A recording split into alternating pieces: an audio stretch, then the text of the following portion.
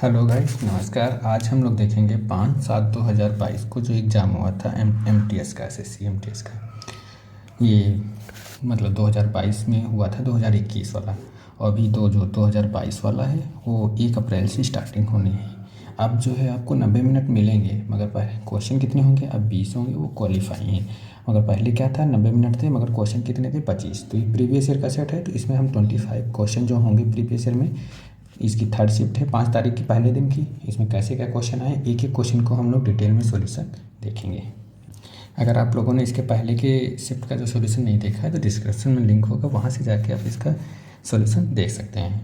क्योंकि अब की बार जो है मैथ और रीजनिंग क्वालिफाई है, तो मैथ और रीजनिंग को क्वालिफाई करने के लिए आपको अच्छे नंबर लाने होंगे, तभी आप अगला सेक्शन क्वालिफाई, मतलब उसमें नंबर ऐड होंगे, तभी आप उसके लिए क्वालिफाई होंगे। देखते हैं आज का पहला क्वेश्चन क्या कह रहा है। तो गाइस, पहला क्वेश्चन क्या कह रहा है कि सिंप्लीफिकेशन क्या क्या कर रहा है। 0.6 डिवाइड 0.6 इंटू 0.6 करके पूरा दिया है। तो सॉल्व करते हैं इसको हम लोग। इसको डिवाइड करेंगे तो इतने को पोर्शन का क्या हो जाएगा? 1 हो जाएगा। ठीक, फिर ये 1 हो जाएगा, फिर इंटू, फिर यहाँ पे 0.6, तो ये 0.6 हो जाएगा। और फिर प्लस ये फिर 1 हो जाएगा इतना, और ये फिर 0.5। ठीक, ऊपर इतना बचा। फिर नीचे कितना बचेगा? ये 56 30 हो जाएगा, मतलब 0.3 और 0.3 कितना हो जाएगा? 0.6।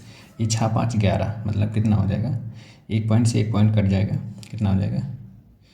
1.6 11.6 पॉइंट कट जाएगा, 11/6। कौन सा ऑप्शन आपका? 11/6, थर्ड वाला ऑप्शन। कुछ नहीं, एक इतने को पहले सॉल्व करेंगे डिवाइड वाला, फिर इतने को, ये यहाँ से ख़त्म हो जाएगा, फिर ये 3 हो जाएगा, 3 3 6 हो जाएगा, पॉइंट हट जाएगा, फिर यहाँ से 6 5 11, ये 1 हो जाएगा पूरा। अगला क्वेश्चन देखते हैं, क्वेश्चन नंबर 2 क्या कह रहा है। साधारण ब्याज पर राशि 8 वर्षों में स्वयं की दुगनी हो जाती है। मतलब साधारण ब्याज पर जो है SI बराबर क्या है, कोई राशि जो है दुगनी हो जाती है। और चक्रवृद्धि ब्याज पर यही, यदि ब्याज वार्षिक रूप से चक्रवृद्धि हो तो वह राशि स्वयं की 4 गुनी हो जाती है। अगर साधारण ब्याज पर हो तो 2 गुनी हो जाती है, और चक्रवृद्धि ब्याज पर हो तो 4 गुनी हो जाती है। प्रस्तावित साधारण ब्याज की चक्रवृद्धि ब्याज और वार्षिक दरों के अनुपात, मतलब दोनों की दरों का आपको अनुपात निकालना है। तो पहले साधारण ब्याज की रेट निकालते हैं। देखो, साधारण ब्याज बराबर क्या होता है, कोई धनराशि मानो यहाँ पे P है, हमें पता नहीं, फिर वो P धनराशि कितनी R रेट पर, समय कितना 8 वर्षों में, अपॉन में 100। ठीक, यहाँ से हमें R निकालना है। तो R निकालने के लिए R बराबर, ये P उधर जाएगा तो 100P, और ये 8P हो जाएगा नीचे 8P, मतलब ये P कट गया। रेट बराबर 100/8 यहाँ से, मतलब साधारण ब्याज वाली कितनी रेट आई हमारी? 100/8 आ गई। अगर देखिए फिर उसके बाद क्या कह रहा है, चक्रवृद्धि ब्याज पर वार्षिक रूप से चक्रवृद्धि हो तो 2 वर्षों में स्वयं की 4 गुनी हो जाती है। मतलब 1 से कितनी हो जा रही है? 4 गुनी हो जा रही है। और वर्ष में है तो इसका रूट लगा देते हैं। अगर 3 वर्ष होता है तो क्यूब रूट होता है। तो स्क्वायर अगर 2 वर्षों का पूछ रहा है तो ये 1 से कितनी हो रही धनराशि? 2 हो रही। तो यहाँ से रेट निकालेंगे, 1 से 2 हो रही तो 1 कितना? 1, मतलब 1 से कितना बढ़ी? 1 की वृद्धि हुई, और कहाँ से? 1 से, तो इंटू 100, मतलब कितना? 100 हो गई। मतलब यहाँ से हमारी चक्रवृद्धि ब्याज वाली रेट कितनी आ गई? 100% आ गई। वहाँ से कितनी आई? 100/8%। इसी को R1 और R2 दोनों की रेटों का अनुपात आपसे पूछ रहा है। तो मतलब एक SI की रेट और एक CI की रेट। SI की रेट हमारी कितनी आई थी? 100/8, और ये कितनी आई थी? 100%। देखो यहाँ से 100 कट गया, यहाँ बचा 1, ये 8 उधर जाएगा, 1:8। कौन सा ऑप्शन? सेकेंड वाला ऑप्शन आपका राइट हो गया। अगला क्वेश्चन देखते हैं। अच्छा क्वेश्चन था CI पे। अगला क्वेश्चन रेशियो पे है। क्या कह रहा है, P/Q बराबर 4/5 दिया है। PR मतलब P/R बराबर 2/3 दिया है, और इतने की आपकी वैल्यू पूछ रहा है। तो यहाँ पे कितना दिया है? P, Q और R, ये 3 वैल्यू है। ठीक है, और P और Q कितना दे रखा है? अगर इसको हम पहले ऐसे ना लिखें, यहाँ पे PQ दिया है और यहाँ पे PR दिया है। ठीक है, तो इसे PR और Q इस तरीके से लिख लें। ठीक है, तो PR कितना दे रखा है? P के नीचे 2 है, इसके R के नीचे 3 है। अब देखो P और Q, पी कितना दे रखा है, यहाँ पे 4 है, मतलब यहाँ पे 2 की गुणा कर दें तो 4 हो जाएगा। और क्यू कितना दे रखा है, 4 पहले से दे रखा है। ये 4 नहीं, ये 5 दे रखा है। क्यू कितना दे रखा है, देखो 5 दे रखा है। ये 2, तो इसमें भी 2 की मल्टीप्लाई हो जाएगी, तो हमारा रेशियो क्या आ जाएगा, 5:4:6 पी क्यू आर। क्या है, 4:5:6 पी क्यू आर। अगर आप हमने वैसे किया है, अगर आप रेशियो को वैसे करेंगे जिसके नीचे जो नहीं होता वो बढ़ा के तब भी यही अनुपात आएगा। हमसे पूछ क्या रहा है, 3P और 4Q और 5 है। तो P की वैल्यू 4 है, तो यहाँ पे 4×3=12 हो जाएगा। Q की वैल्यू कितनी है, 5, 5×4=20 हो जाएगा। R की वैल्यू 6 है, 6×5=30। देखो ये कटेगा किसी से, 2 से कट रहा है, 2×6=12, 10 और ये 15, 6, 10, 15 कोई ऑप्शन है, थर्ड वाला ऑप्शन आपका राइट हो गया। अगला क्वेश्चन देखते हैं, question number 4। Question number 4 DI का क्वेश्चन क्या कह रहा है, उन खंडों के केंद्रीय कोण की माप देता है। 7 अस्पतालों एक साथ बिस्तरों पर कुल संख्या ये दे रखी है यहाँ पे, H1, H2, H3 और करके H7 तक दे रखी है। यदि H7 बिस्तरों की संख्या 39 है तो सभी 7 अस्पतालों में बिस्तरों की कुल संख्या कितनी है। H7 में 39, H7 कितना है 26, हमारे पास H7 कितना है 26, इसकी संख्या कितनी दे रखी है क्वेश्चन में 39। देखो 13 दूना 26, 13 39, 3/2। H7 की कितनी है 3/2। अब सभी 7 अस्पतालों की हमसे पूछ रहा है, तो ये 7 अस्पताल H1 से लेकर H2 H7 तक का इनका सम कितना होगा, ऐड करेंगे कितना, 4, 4, 8, 6, 14, 14 और 7, 21, 21, 8, 29, 29, 31 और 2, 33, 330। ठीक, और ये फिर 4, 8, 4, 12, 12, 6, 18, 18 और 6, 24, 24 और 330 और 30, 60 कितना 360, 3/2 इंटू 360, ये 2, 18, 18, 3, 54, 540 कितना। सभी बिस्तरों की कुल संख्या कितनी है H7 बिस्तरों की, तो 7 अस्पतालों में कुल संख्या कितनी है 540। कौन सा ऑप्शन है आपका, थर्ड वाला।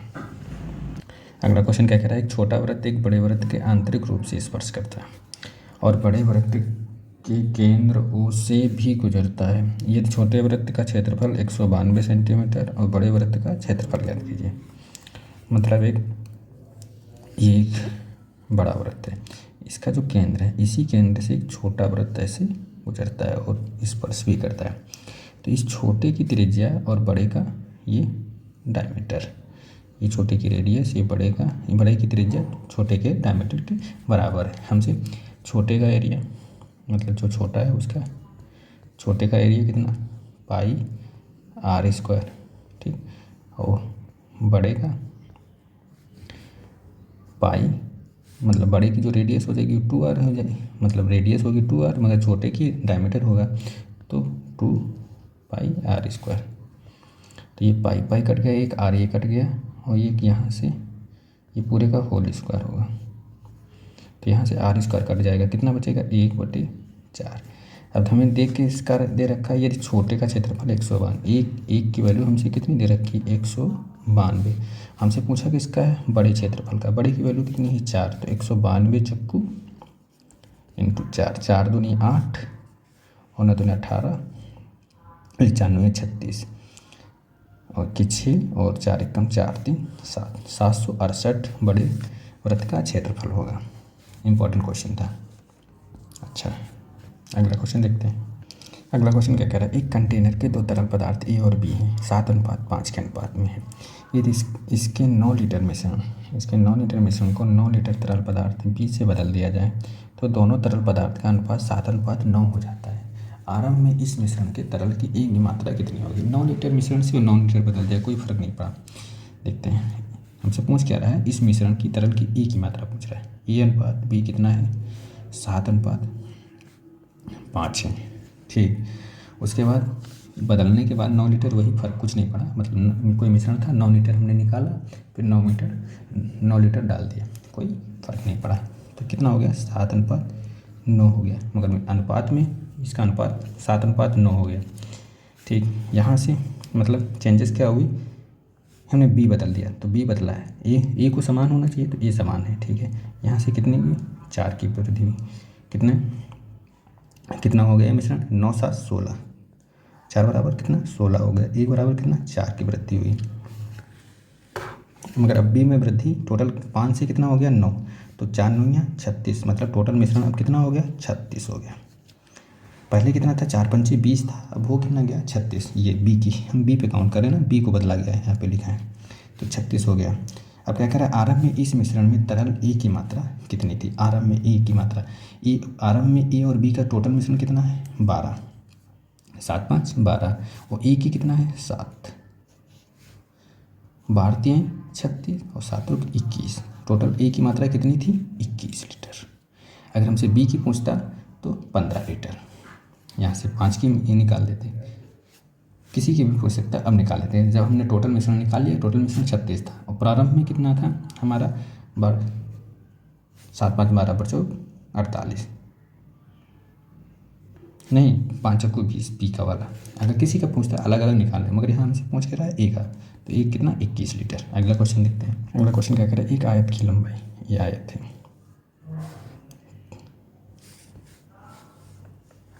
ठीक, लंबाई कितनी दे रखी है 12, चौड़ाई कितनी दे रखी 6, आयत का क्षेत्रफल लंबाई गुणी चौड़ाई 12 6 72। क्या करें, ए और बी मिलकर एक काम, मतलब ए प्लस बी मिलकर कितने 18 दिनों में, बी और सी कितने दिनों में 24 दिन में, और सी ए और सी मिलकर कितने दिनों में 36 दिनों में। तो टोटल इनका वर्क एलसीएम कितना होगा 72 होगा, 18 चौको 72, 24 3 72, 36 दूना 72। मगर हर एक व्यक्ति यहाँ पे 2 2 बार कर रहा है, ए भी देखो, ए 2 बार, बी भी 2 बार, तो 4 3 7 7 8 1 9, ये 2 बार कर रहा है, तो 2 ऊपर से मल्टीप्लाई, यहाँ पे 9/2 हो जाएगा, तो 2 ऊपर चला जाएगा, 9 8 72, 8 दूनी 16। तो तीनों मिलकर ये ए बी सी, तीनों मिलकर यहाँ पे 2AB + B होगा, तो 2 आ जाएगा, फिर 2 से डिवाइड हो जाएगा, 9 8 72, फिर 8 दूनी 16 दिनों में काम पूरा होगा। कितना 16, कोई ऑप्शन थर्ड वाला ऑप्शन आपका राइट हो जाएगा। जब तीनों मिलकर साथ काम करेंगे AB +, तो कितने दिनों में 16 दिनों में। क्या कह रहा है, एक चोर एक थाने से 8 बजे सुबह AM पर साइकिल द्वारा 50 किलोमीटर प्रति घंटे की चाल से निकलता है, ठीक है, 8 बजे निकल रहा है, ठीक, निकलता है कितनी स्पीड से 50 किलोमीटर, 1 घंटे में 50 किलोमीटर जाता है।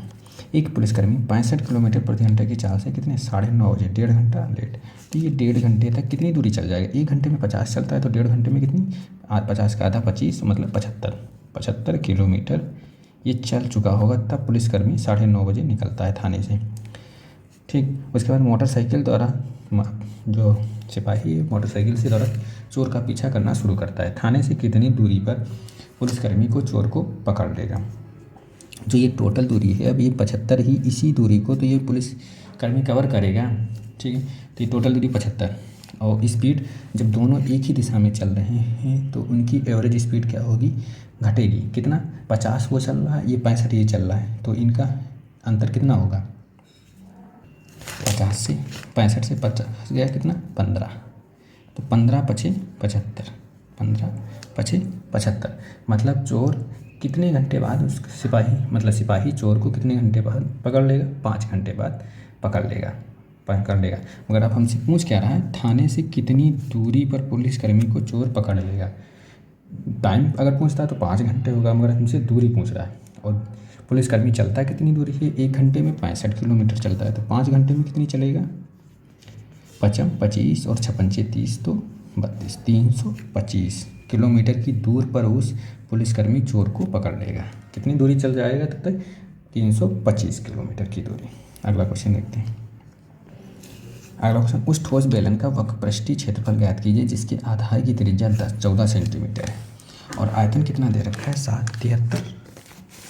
92 सेंटीमीटर दे रखा है, कितना 92 सेंटीमीटर, आयतन कितना है 92 सेंटीमीटर है, ठीक है। तो बेलन का आयतन कितना होता है πr², तो पाई की वैल्यू यहाँ पे बोल भी रखा है कितना 22/7 में रखने को बोल रहा है, तो 22/7 रख दें। आर हमें कितना दे रखा है, आधार की त्रिज्या 14, πr², तो 14 × 14, यहाँ से हमें क्या निकल के आएगी, ऊंचाई निकल के आएगी, और बराबर कितना दिया है 93/92। देखिए 7 दूनी 14, ठीक है, और कटेगा किसी से, ये 7 से कट रहा है ना, 7 दूनी 14, 7 एक नम 7, फिर यहाँ पे 0 और फिर 3, 7 पन्ना 35, 7 छंग 42, फिर कटेगा 11 से, 11 9 99, 11 चक्का 66, 11 दूना 22, 2 दूना 4 दूनी 8, 8 एक नम 8 दूनी 16, मतलब h बराबर कितना आ गया आपका 12 आ गया। तो गाइस यहाँ से ऊंचाई कितनी आ गई h। अब हम क्या वक्रपृष्ठ का क्षेत्रफल निकाल सकते हैं। तो वक्रपृष्ठ मतलब बेलन का क्षेत्रफल क्या होता है 2 गुणे पाई 22/7। आर कितनी है हमारे पास 14 है। ऊंचाई कितनी हमने निकाली है 12। देखो 7 दूनी 14, 22 दूना 44 और 44 दूना 88, 22 दूना ये 2 हो जाएगा, 22 दूना 44 दूना 88 और गुणे 12। देखो 12/96, केवल ये इसमें लास्ट में 6 नहीं है तो ये दोनों ऑप्शन यहीं से कट गए। ठीक 6 12/96 और फिर 8 100 और 96 और 8 के जोड़ोगे कितना होगा 109 जोड़ोगे तो 105 होगा। कितना 1056। राइट आंसर कौन सा होगा फर्स्ट वाला होगा, सही हो जाएगा। कितना आएगा 1056 इसका क्षेत्रफल हुआ। क्या कह रहा है एक वस्तु को 40% की हानि पर बेचा जाता है। हानि की राशि वस्तु की विक्रय मूल्य के लगभग कितने % है। कोई वस्तु है 100 रुपये की है, ठीक है, उसे बेचा कितने जा रहा है 60 रुपये की, मतलब 100 पे 40% की हानि कितनी 60 रुपये की बेचा जा रहा है। कितने की हानि हो रही 40 रुपये की हो रही, कहाँ से हो रही बेचा जा रहा है ना। तो अब कुछ कितने, तो हमारा CP कितना हो गया 60, ये 2/3 कितने की वैल्यू होती है 66.67। कौन सा ऑप्शन आपका सेकेंड वाला। अगला क्वेश्चन क्या करें BA से 10% अधिक है, CA से 20% कम है। मतलब A है फिर ये B है फिर ये C है। जो A है B से कितना 10% अधिक है। अगर ये 100 है, ये अगर मान लो 10 है तो ये कितना है 11 है, मतलब 100 फिर 110 होगा तो 0 कट जाएगा।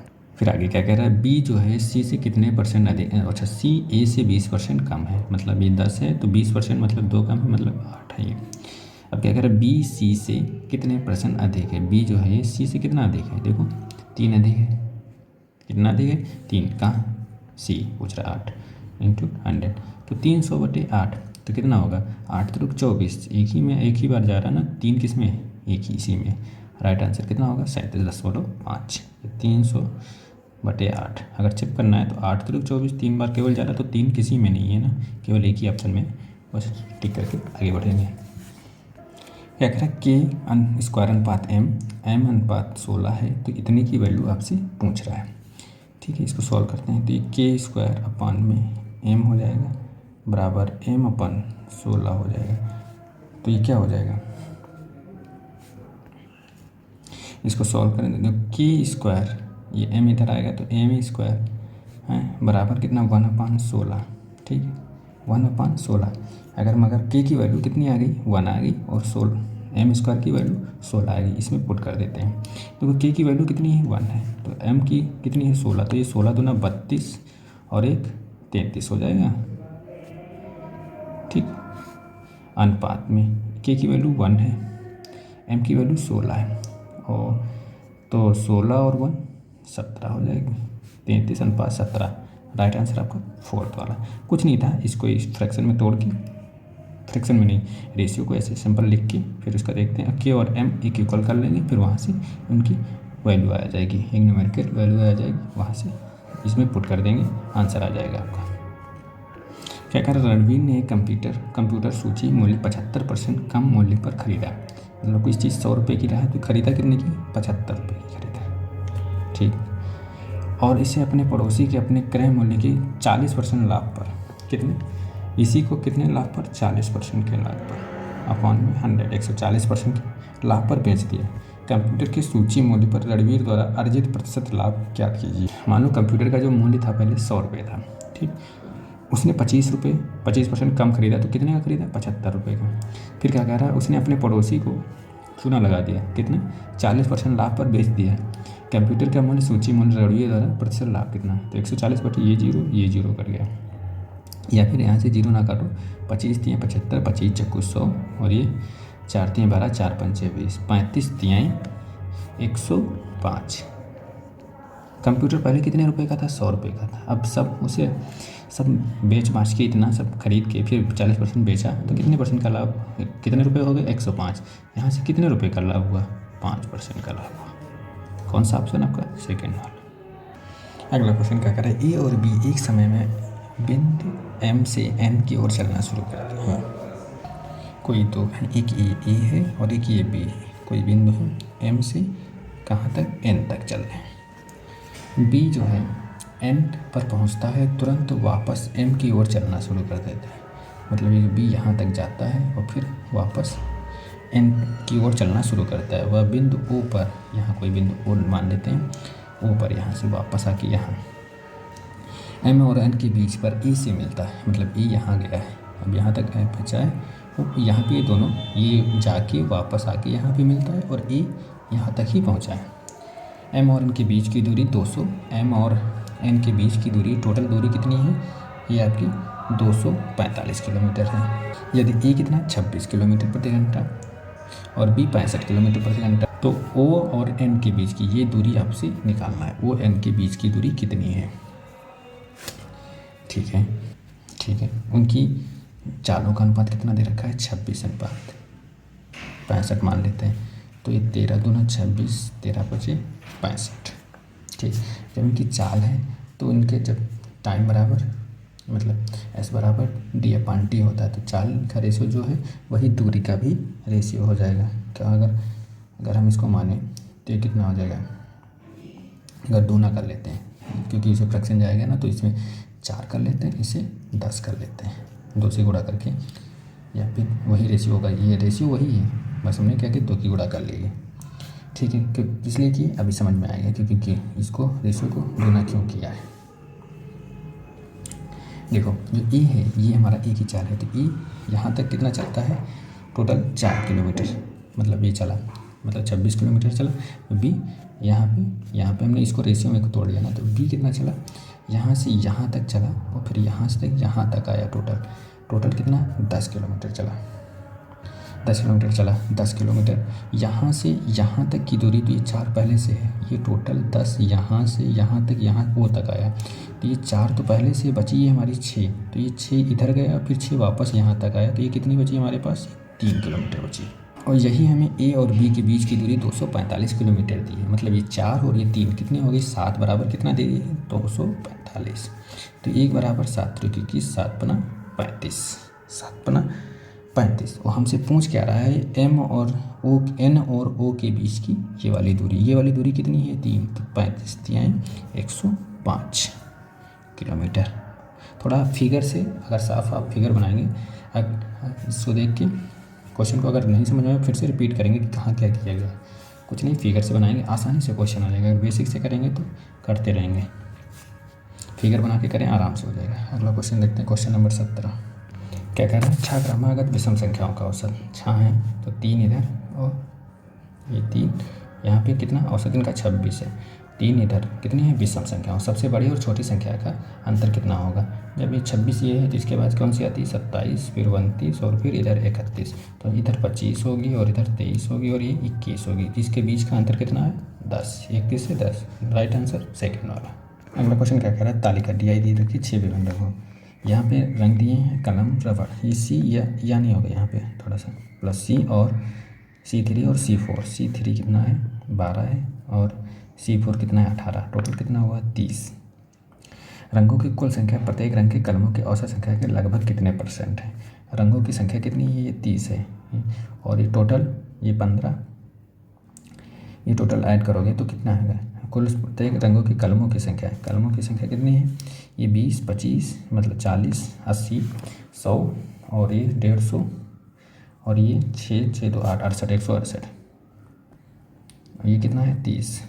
ठीक नहीं, इनका औसत पूछ रहा है कि टोटल कितने? 2, 2, 4, 2, 6, तो 6 दूनी 12 और 6, 48, 28। ये जो 28 है ये C3 और C4 की कितना, मतलब C3 + C4 के ये 30 है, इसका कितना प्रतिशत है? तो 30/28 × 100। देखो 4 सते 28 4 दुनिया 4 पंचे 25 3 75 720 750 बटे 7। तो इसे काटेंगे 7 एक नम 7 जीरो बढ़ाएंगे 7 से 3 49 107 किस में आ रहा है फर्स्ट वाले में। राइट आंसर कौन सा होगा पहला। अगला क्वेश्चन देखते हैं। क्या करें कीर्ति ने एक बचत योजना में वार्षिक साधारण ब्याज की दर से निश्चित दर पर एक राशि निवेश की 3 वर्षों के लिए। कितने वर्षों के लिए 3 वर्षों के लिए निवेशित किया। यदि उसने समान राशि को 3 वर्षों की अवधि के लिए शिक्षा योजना पर वाली ब्याज की दर से पहले 2% की दर पर किया। मतलब कितने परसेंट 3 वर्षों के लिए 2% के लिए 2 साल मतलब 2% और साल कितनी 3 बराबर 6 मतलब टोटल 6 अगर देखा जाए 6%। फिर क्या करें किया निवेशित किया उसे राशि कितनी मिली 6% बराबर कितनी 540 रुपये राशि मिली। तो 1% बराबर 96 54 90 रुपये तो 100% बराबर 9000। ऑप्शन कौन सा होगा। ये पूछ रहे हैं कीर्ति ने कितने रुपये राशि निवेश किया कितने 9000 रुपये। क्या कह रहा है एक व्यक्ति ने अपनी मासिक आय का 40% खर्च करता है। व्यक्ति की मासिक आय 15% की वृद्धि होती है और उसके व्यय में 22% की कमी होती है। उसकी बचत में लगभग कितने % की वृद्धि होती है। इसे आप अगर 100 मान के करेंगे तब भी हो जाएगा, नहीं तो हम लोग एलिगेशन मेथड से करते हैं। देखो एक्सपेंडिचर और यहाँ पे कितना है सेविंग कितना। अगर उसने देखो खर्चा कितना कमी की तो माइनस का 22 और सेविंग कितनी है हमारी उसकी कमी होती है उसकी बचत लगभग प्रतिशत है यहाँ पे हमें ज्ञात करना है। ठीक और क्या यहाँ पे इनकम 15% की वृद्धि हुई ये 15 देखो ये कितना होगा 15 और माइनस है तो 22 कितना हो जाएगा 37। ये 37 हो गया। यहाँ पे हमें निकालना नहीं मगर ये क्या कह रहा है यहाँ क्या कह रहा है 40% का खर्चा। तो 40% की फ्रैक्शन वैल्यू कितनी होगी 2/5।